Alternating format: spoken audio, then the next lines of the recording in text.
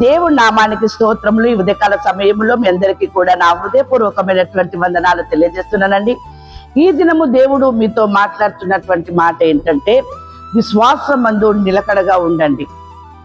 ఎప్పుడైతే మీరు విశ్వాసమందు నిలకడగా ఉంటారో దేవుడు మీ ప్రార్థన ఆలకిస్తాడు. మెలకువగలిగి ప్రార్థన చేసేటటువంటి స్థితిలోనికి మీరు వస్తారు.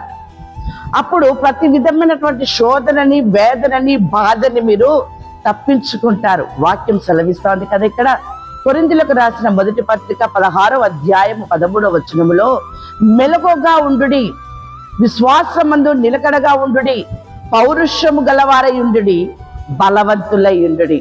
ఇంత చక్కని మాట మాట్లాడుతున్నాడు.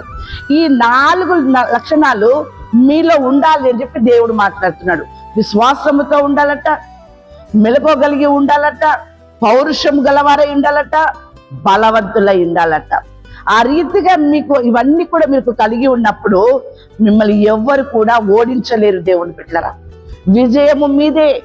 మీ ఆనందమును, మీ సమాధానమును, దేవుడిచ్చినటువంటి ఐక్యతను మీ యొద్ద నుండి ఎవరు కూడా దొంగిలించలేరు. అందుకనే విశ్వాసమందు మీరు నిలకడగా ఉండుడి, ఓపికతో మెలకువగలిగి ప్రార్థన చేయండి. దేవుడు మీ జీవితంలో కార్యం చేస్తాడు. వాక్యం సెలవిస్తోంది. యెషయా గ్రంథము 46వ అధ్యాయము 11వ వచనములో, నేను చెప్పి ఉన్నాను, దాన్ని నెరవేర్చెదను, ఉద్దేశించి ఉన్నాను, సఫలపరచెదను. ఈ 4 స్థితులు మీరు కలిగి ఉన్నట్లయితే దేవుని ఉద్దేశము నీ పట్ల సఫలమవుతుంది. దేవుని బిడ్డలారా, దేవుడు మాట ఇచ్చి నెరవేరుస్తాడు. వాక్యం సెలవిస్తా ఉంది కదా. దినవృత్తాంతములు 2వ గ్రంథము 20వ అధ్యాయము 20వ వచనములో, మీ దేవుడైన యెహోవాను నమ్ముకునుడి, అప్పుడు మీరు స్థిరపరచబడుదురు. ఎంత అద్భుతం, ఎంత చక్కని మాట. బలవంతులయ్యుండుడి, పౌరుషము గలవారయ్యుండుడి, పని పూనుకొనుడి, నీ దేవుడైన యెహోవాయే నిన్ను స్థిరపరుస్తాడు. దేవుని బిడ్డలారా, అంతేకాదు ఆయన మాట్లాడుతున్నటువంటి మాటలో లూకాసు వార్త 1వ అధ్యాయము 75వ వచనంలో, మన శత్రువుల నుండి మనలను ద్వేషించు వారందరి చేతి నుండి తప్పించి రక్షణ కలగజేసాను. ఎంత అద్భుతం అండి. నీ శత్రువుల నుండి ఆయన నిన్ను తప్పించే దేవుడుగా ఉంటున్నాడు. నీకు రక్షణ కలగజేసే దేవుడుగా ఉంటూ ఉన్నాడు.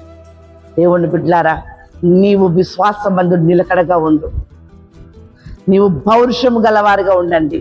దేవుడు మీ జీవితంలో కార్యం చేయబోతున్నాడు. యేసు, ఇక వెళ్ళుము, నీవు విశ్వసించిన ప్రకారం నీకు అవునుగా కానీ శతాధిపతితో చెప్పాను కదా, అలాగునని నువ్వు దేవుడి దగ్గరికి విశ్వాసంతో వెళ్ళు, నువ్వు ప్రార్థన చేయి, నువ్వు అనుకున్నది దేవుడు నీకు అనుగ్రహింపజేస్తా ఉంటాడు. శతాధిపతితో చెప్పాడు, ఆ గడియలోనే అతని దాసుడు అక్కడ స్వస్థత నొందేను. దేవుని బిడ్డలారా, అదే విధంగా ఒక గడియలో మీ జీవితాన్ని దేవుడు మార్చబోతూ ఉన్నాడు.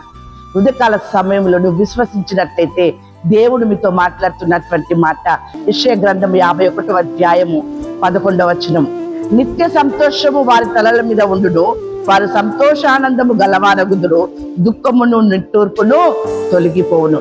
ఇటువంటి గొప్ప భాగ్యము మీకు, మీ కుటుంబానికి దేవుడు అనుగ్రహించి మిమ్మల్ని ఆశీర్వదించును గాక. ఆమేన్.